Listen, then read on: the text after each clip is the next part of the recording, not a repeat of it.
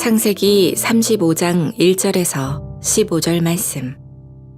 하나님이 야곱에게 이르시되 일어나 베델로 올라가서 거기 거주하며 내가 내 형 에서의 낯을 피하여 도망하던 때에 내게 나타났던 하나님께 거기서 제단을 쌓으라 하신지라.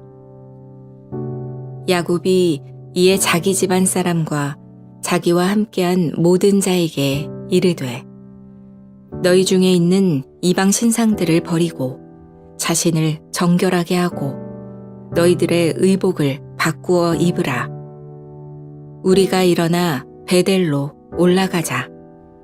내 환난 날에 내게 응답하시며 내가 가는 길에서 나와 함께 하신 하나님께 내가 거기서 제단을 쌓으려 하노라 하매 그들이 자기 손에 있는 모든 이방 신상들과 자기 귀에 있는 귀고리들을 야곱에게 주는지라.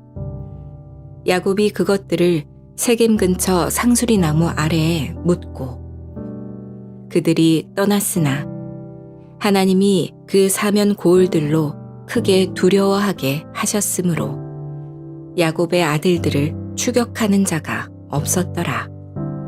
야곱과 그와 함께한 모든 사람이 가나안 땅 루스 곧 베델에 이르고 그가 거기서 제단을 쌓고 그곳을 엘 베델이라 불렀으니 이는 그의 형의 낯을 피할 때에 하나님이 거기서 그에게 나타나셨음이더라.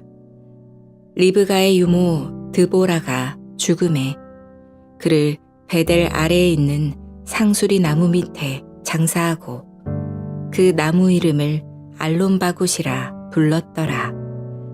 야곱이 밧단 아람에서 돌아오매 하나님이 다시 야곱에게 나타나사 그에게 복을 주시고 하나님이 그에게 이르시되 내 이름이 야곱이지만은 내 이름을 다시는 야곱이라 부르지 않겠고 이스라엘이 내 이름이 되리라 하시고 그가 그의 이름을 이스라엘이라 부르시고 하나님이 그에게 이르시되 나는 전능한 하나님이라 생육하며 번성하라. 한 백성과 백성들의 총회가 내게서 나오고 왕들이 내 허리에서 나오리라. 내가 아브라함과 이삭에게 준 땅을 내게 주고 내가 내 후손에게도 그 땅을 주리라 하시고 하나님이 그와 말씀하시던 곳에서 그를 떠나 올라가시는지라. 야곱이 하나님이 자기와 말씀하시던 곳에 기둥 곧 돌기둥을 세우고 그 위에 전제물을 붓고 또 그 위에 기름을 붓고 하나님이 자기와 말씀하시던 곳의 이름을 베델이라 불렀더라. 샬롬. 오늘도 하나님의 말씀으로 하루를 시작하신 여러분들에게 하나님의 은혜와 평강이 충만하게 넘치시기를 간절히 축복합니다. 우리 2025년 4월 7일 월요일 우리 창세기 35장 1절에서 15절 말씀을 가지고 우리가 일어나 베델로 올라가자 라는 제목으로 함께 말씀 나누도록 하겠습니다. 누구나 추억하고 싶은 장소가 하나씩 있죠. 얼마 전은 아닙니다만 예전에 전 구글 지도를 사용해 가지고 예전에 이제 전 국민학교 세대니까 국민학교 앞에 그 동네를 막 이렇게 뭐라고 그러죠? 거리뷰 뭐 그런 게 있죠. 그걸로 한번 제가 쭉 봤었던 기억이 납니다. 삶의 의미 있었고 내 어린 시절을 보냈던 참 뜻깊은 그러한 공간들이죠. 야곱에게는 어떠한 곳이 그랬을까요? 베델이죠. 베델. 아주 특별한 장소입니다. 그래서 오늘 본문 말씀 1절에서도 하나님을 인격적으로 만난 장소가 베델이었다 이렇게 소개를 하고 있죠. 그래서 에서의 위협을 피해서 낯선 땅으로 도망하면서 야곱이 극도로 두려웠고 그때 꿈을 통해서 하나님을 만났는데 그래서 그곳을 하나님의 집 베델이라고 불렀다. 우리가 일전에 함께 나눴던 그 말씀입니다. 그러면서 야곱이 서원을 하죠. 뭐였죠? 내가 평안히 아버지 집으로 돌아오게 하시면 하나님이 여호와가 나의 하나님이 될 것이고 내가 세운 기둥으로 이 돌이 하나님의 집이 될 것이고 또 11조를 드리겠다. 그 내용을 우리가 기억하실 겁니다. 이제 그 하나님의 약속처럼 야곱이 안전하게 돌아오게 됐고 야곱은 이제 그 서원을 지켜야 되는 것이죠. 그래서 이제 우리가 일어나 베델로 올라가자 이제 이렇게 하는 것이 오늘 말씀의 서두 시작입니다. 그래서 오늘 본 말씀 통해서 우리가 첫 번째로 기억하고자 하는 것은 버리고 정결하게 하고 바꿔 입어라 라는 것입니다. 야곱이 아버지 집으로 돌아오는 길에 가장 큰 걸림돌은 뭐였어요? 바로 쌍둥이 형 에서였습니다. 만나기 전날까지도 가족을 두 대로 나누고 뇌물 공세를 하는 등 여러 전략을 세우면서도 마음이 불안했습니다. 우리 큐티 책에는 어찌 보면 뭐 떨어뜨리면서 그게 더 안전했다라고 얘기하는데 그것은 하나님이 인격적으로 체험한 다음 얘기고 사실 처음에는 가축들 그리고 오히려 자녀들, 부인들을 더 방패막이로 세웠던 것이 성경의 본문의 그 정확한 해석이겠죠. 그런데 염려와는 달리 에서와의 재회가 큰 문제 없이 해결됐습니다. 에서는 야곱을 환대했고 서로 안고 입 맞추고 울었습니다. 여러분 이게 뭐 사실은 너무나도 하나님의 역사라는 것을 우리는 잘 알 수 있죠.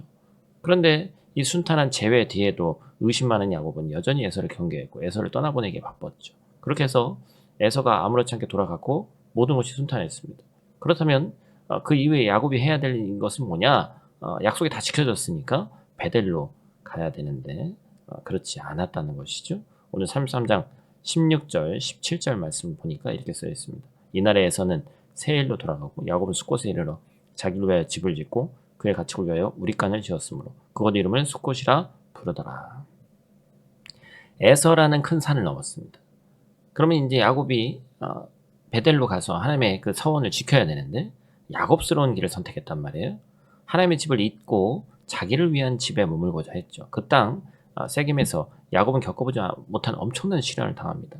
사랑하는 외동딸 디나가 세겜에게 수치스러운 일을 당하고 수치를 덮고자 억지로 할례의 협정을 맺었지만 오히려 시므온과 레위는 피비린내 나는 복수를 선택하는 것이 우리가 나누지 않았던 그 본문 말씀 가운데 있죠.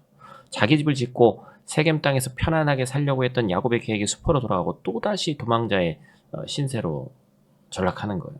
그때 다시 찾아온 하나님의 음성 앞에 온 가족들을 야곱이 모아서 선포합니다. 이방 신상들을 버려라. 너희 의복을 받고 있고 그 다음에 하나님 앞에 다시 한번 나아가야 된다. 사실 이 일촉즉발의 시간에 야곱이 처음으로 명한 일이 특별합니다. 늘 자신의 꾀로 난관을 극복한 것을 생각할 때 참으로 야곱스럽지 않은 결단이죠. 바로 신앙의 결단을 한 거예요. 성경을 보면 하나님의 역사가 나타나는 현장에는 언제나 집단적인 회개가 있었습니다. 사무엘은 미스바에서, 에스라와 느헤미야는 수문학 광장에서 금식과 회개를 선포하고 대각성 부흥회로 이어졌어요.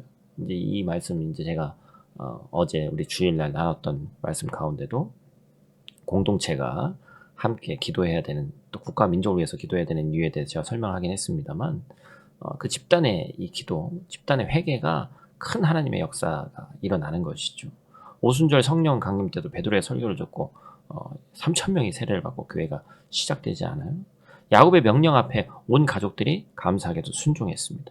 야곱은 자신의 꾀라는 우상을, 라헬은 아버지 집에서 훔쳐온 수호신 드라빔을, 시므온과 레위는 무력과 칼이라는 우상을 버렸고 온 가족이 이제 비로소 하나님의 집에 합당한 옷으로 갈아입고 베델로 향하게 되었다라는 것이죠.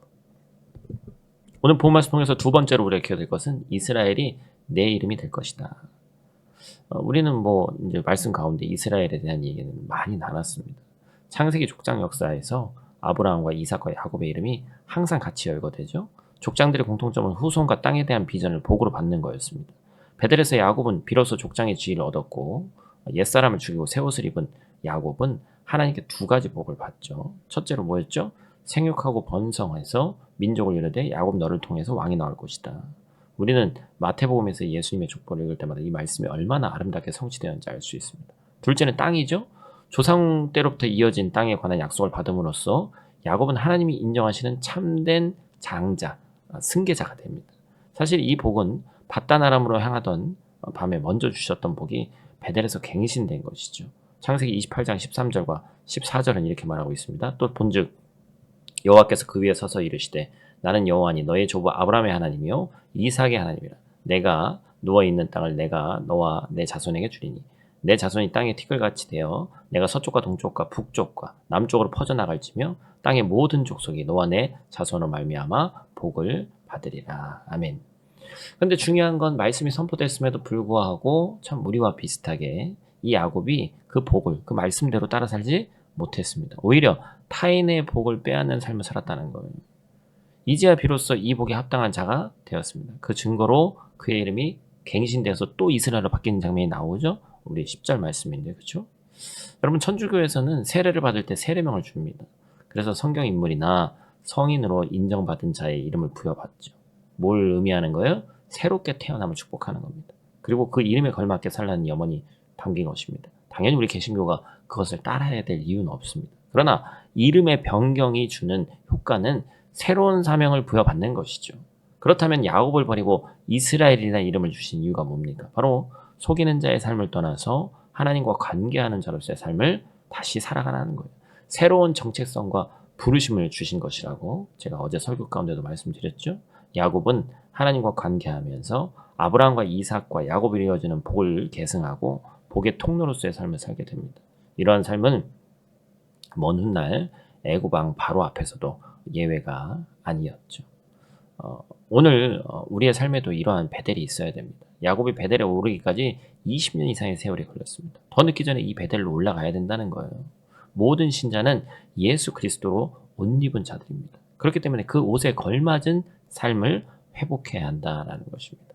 로마서 13장은 이렇게 얘기합니다. 예수 그리스도로 옷을 입어야 된다. 정력을 위해서 육신의 일을 도모하면 안 된다. 야곱이 오랜 시간 지나면서 흔적조차 사라졌을 그 장소에 다시 기념물을 쌓습니다. 베델은 야곱이 도망자에서 하나님의 사람으로 다시 태어난 장소였습니다. 우리도 각자의 인생에 버리고 정결하게 하고 새 옷을 입어야 할 베델의 부르심이 있습니다. 너무 늦기 전에 망설이지 말고 지금 이 자리가 여러분이 큐티하는, 예배하는, 말씀 보는, 또한 기도하는 그 자리가 베델이 되기를, 하나님의 집이 되기를 간절히 축복합니다. 오늘 다 같이 있는 자리에서 함께 기도하고 마치도록 하겠습니다. 아버지 하나님, 오늘도 말씀 앞에 우리를 세워주시니 감사를 드립니다. 이 아침에 일어나서 첫 시간을 하나님께 온전히 드립니다. 야곱에게 베델을 허락하셨던 것처럼 우리 삶에도 주님의 집으로 다시 올라갈 은혜를 허락하여 주시고, 내가 알게 모르게 하나님 외에 섬기고 있던 우상을 버리게 하시고 마음을 정결케 하시고 주 예수 그리스도로 옷을 입게 하여 주시옵소서. 더 늦기 전에 우리가 일어나 베델을 올라가기를 원하고, 특별히 이 자리가 베델이 되기를 원합니다. 특별히 기도해야 할 일이 많은 이때, 특별히 이 사순절 기간에 하늘의 것, 위의 것을 더 큰 개념을 위해서 기도할 때 도리어 내 일과 작은 부분들은 하나님의 일하심이 더 긴밀하게, 정말 밀접하게 느껴지게 하시고, 특별히 사순절 기간에 하나님이 함께 하시는 은혜가 깊이 체험될 수 있도록 하나님 도와 주시옵소서. 오늘 이 하루도 주님의 임재 가운데 살기를 원하고, 어딜 가든지 그리스도인다운 삶 살게 하여 주시옵소서. 예수님 귀하신 이름으로 간절히 기도드립니다. 아멘.